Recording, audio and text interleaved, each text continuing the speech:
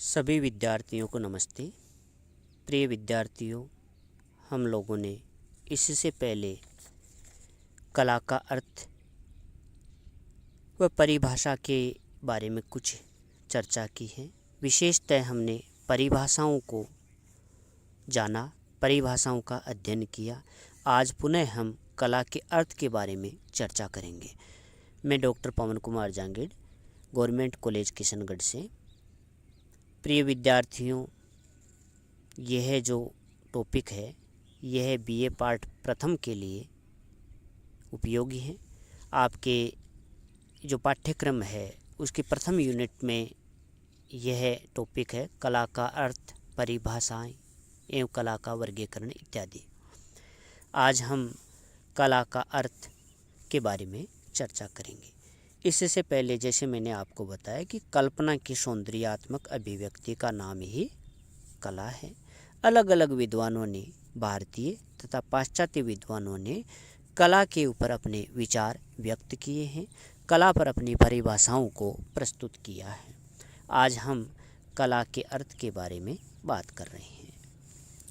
कला का संपूर्ण परिचय प्राप्त करने के लिए हमें कला शब्द के अर्थ और उसके विकास क्रम को जानना होगा, समझना होगा।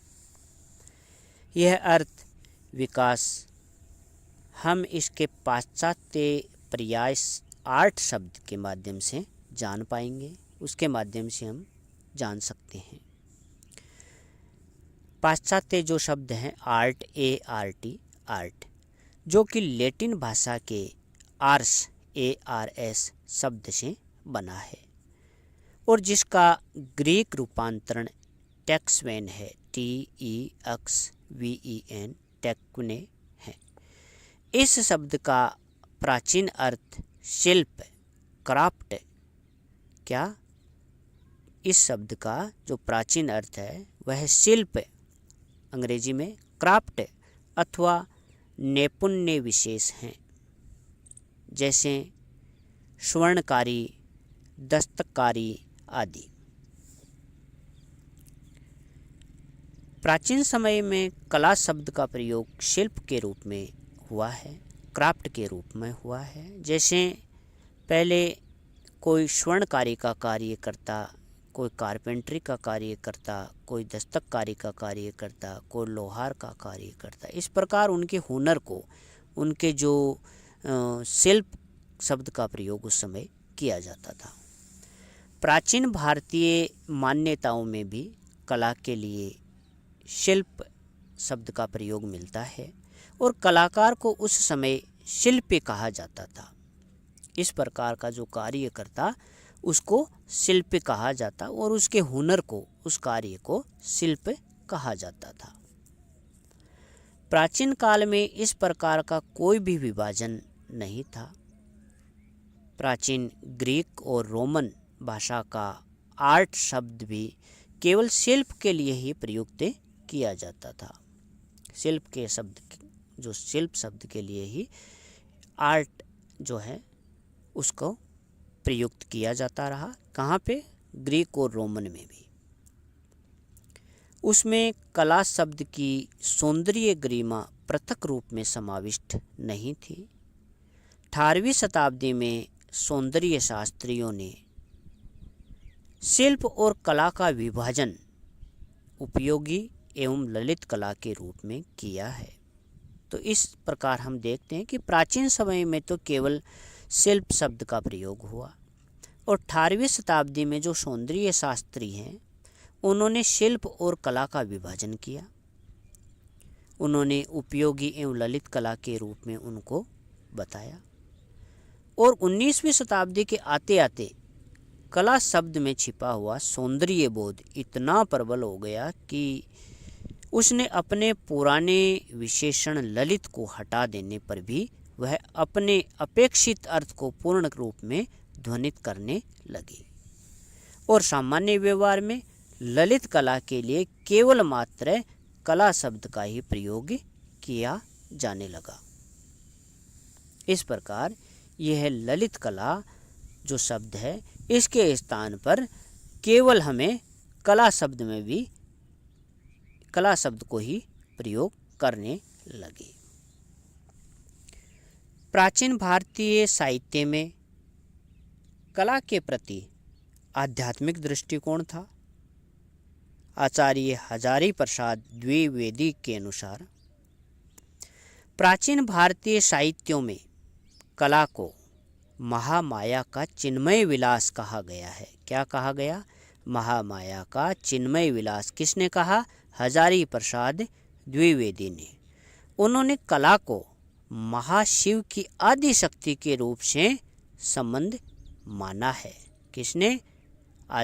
आचार्य हजारी प्रसाद द्विवेदी ने। ललिता स्तवराज से ज्ञात होता है कि जब जब शिव को लीला के प्रयोजन की अनुभूति होती है तब तब महाशक्ति रूपी महामाया जगत की सृष्टि करती है।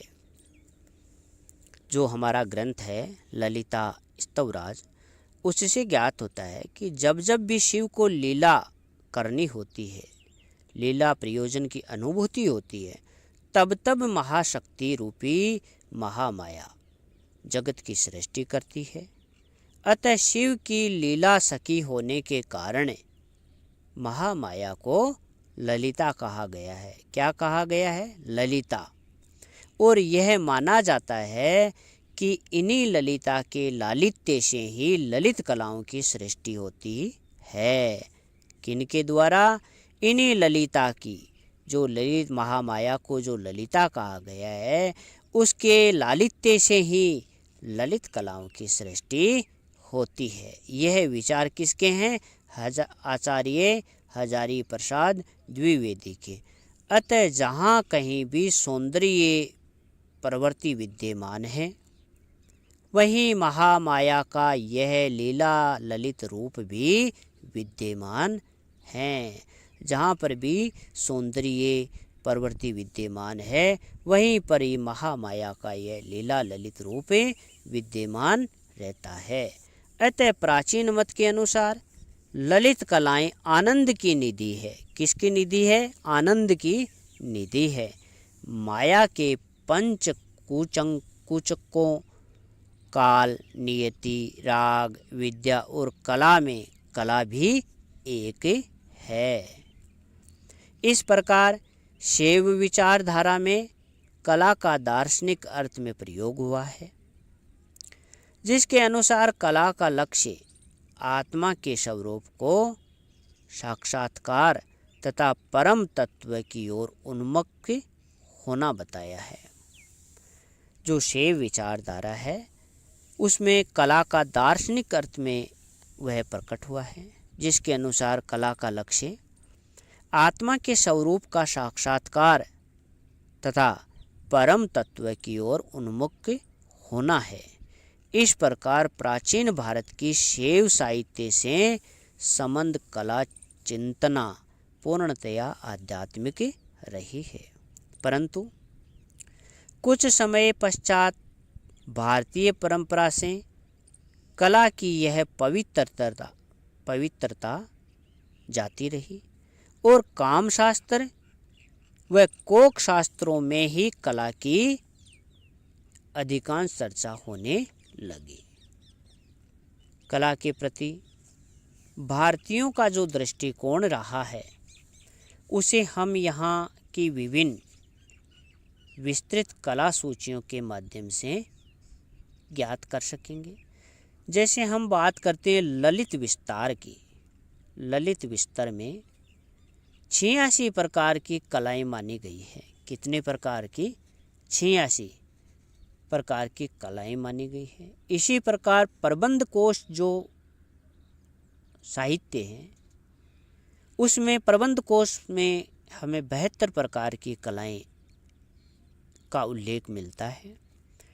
इसी प्रकार कामसूत्र जो वात्सायन द्वारा रचित है, लिखित है, कामसूत्र, कालिका पुराण, कादंबरी, काव्यशास्त्र जो आचार्य दंडीकृत है, अग्नि पुराण, बौद्ध एवं जैन संप्रदाय के जो ग्रंथ हैं उन सब में हमें 64 प्रकार की कलाओं का उल्लेख मिलता है।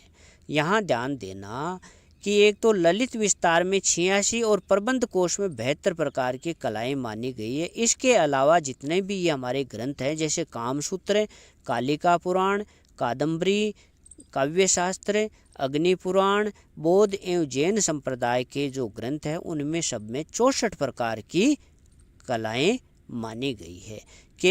केवल ललित विस्तर और प्रबंध कोश में 86 और 72 प्रकार की कलाओं का उल्लेख मिलता है। इसके अलावा जितने भी हमारे जो ग्रंथ हैं जो मैंने नाम उच्चारित किए, कामसूत्र, कालिका पुराण, कादम्बरी, काव्य शास्त्र, अग्नि पुराण, बौद्ध एवं जैन संप्रदाय के जो ग्रंथ हैं उन सब में 64 प्रकार की कलाओं का उल्लेख मिलता है। इसमें भी आप लोग ध्यान देना कि कई बार यह प्रश्न आता है कि कामसूत्र पुस्तक के लेखक का नाम बताइए, तो आपको नाम बताना है वात्स्यायन द्वारा रचित ग्रंथ हैं जिसमें 64 प्रकार की कलाओं का उल्लेख मिलता है। इस प्रकार अधिकांश सूचियों में कलाओं की संख्या 64 होने से यही संख्या सर्वमान्य मानी गई है, मानी जानी चाहिए। यद्यपि यह संख्या विभाजन अत्यंत विवादास्पद रहा है, फिर भी मुख्य रूप से हमें 64 प्रकार की कलाएं मानते हैं। इस प्रकार आज हमने कला का अर्थ और कलाओं के जो प्रकार हैं उसके बारे में चर्चा की है। नेक्स्ट वीडियो में हम कलाओं का वर्गीकरण इस पे बात करेंगे। तो आप यहाँ पे इस आज के चैप्टर में ये ध्यान देना कि प्राचीन समय में हमें शिल्प शब्द का प्रयोग मिलता है, उसके बाद में हमें कला शब्द का प्रयोग मिला, फिर हमें ललित कला के शब्द का प्रयोग मिला, फिर हम देखते हैं कि कला में ही ये सब कुछ निहित मान लिया गया और हमें कला में ही सारा अर्थ छुपा हुआ नज़र आने लगा। इस प्रकार ये कला का अर्थ है जिसको आज हमने विस्तार से जाना है। धन्यवाद।